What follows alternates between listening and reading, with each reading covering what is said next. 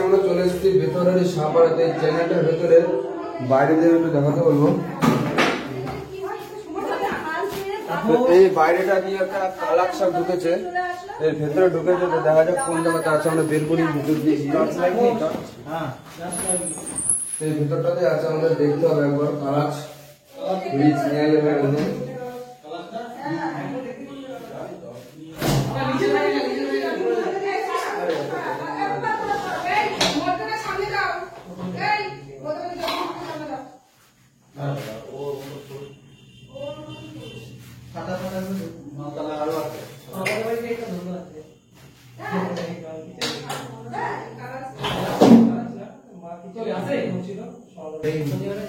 এই যে একটা ছোট কালাচ সাপ দেখা গেছে। এই যে কালাচ, ইংলিশ নাম হলো কমন ক্রেট।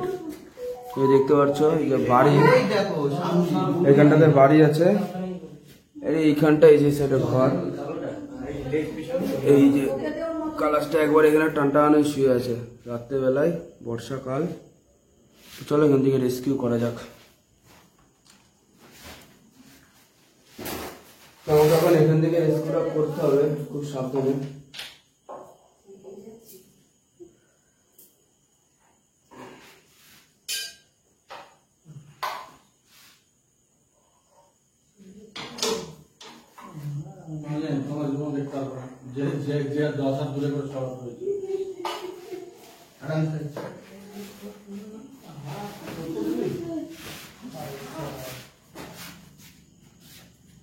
বিরাট বেশ এটুকুনি মানে যা মারবে কেউ বুঝতে পারবে না। এগুলো লেজে পিস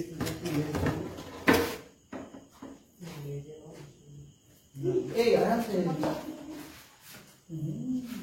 তেজ আছে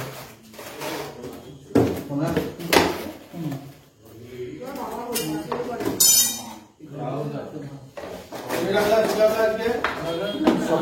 করা হয়ে গেল।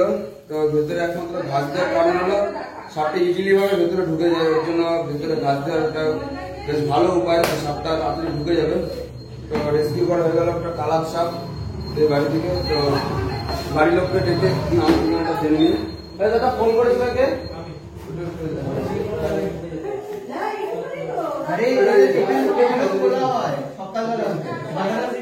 তো এই দাদা আমাদেরকে ফোন করে সবটা দেখা করে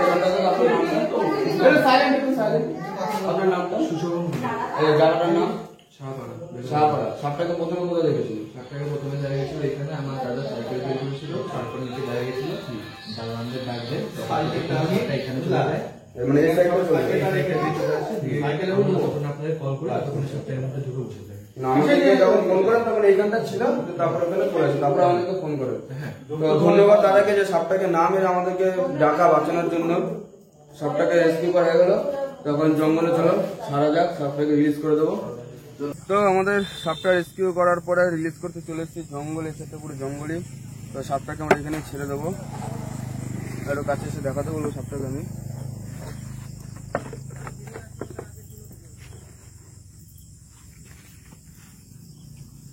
এই যে সেই সাপটা কালাচ, যেটা রেস্কিউ করা হলো, যে চলে যাচ্ছ ওর মতন জঙ্গলে।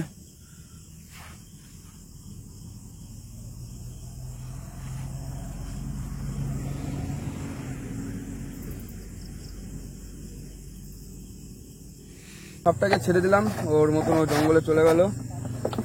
এটা একটা কালার সাপ ছিল, যেটা ইংলিশ নাম বলা হয় কমন ক্রেট। তো জঙ্গলে ছাড়াই গেছে, এখন চলে যাক, সাপটা চলে গেছে। তো দেখা হচ্ছে নেক্সট কোনো ভিডিওতে। আর এরকম ভিডিও যদি পেতে চাও তাহলে আমার চ্যানেলটাকে অবশ্যই সাবস্ক্রাইব করে রাখবা। দেখা হচ্ছে নেক্সট কোনো ভিডিওতে। টাটা।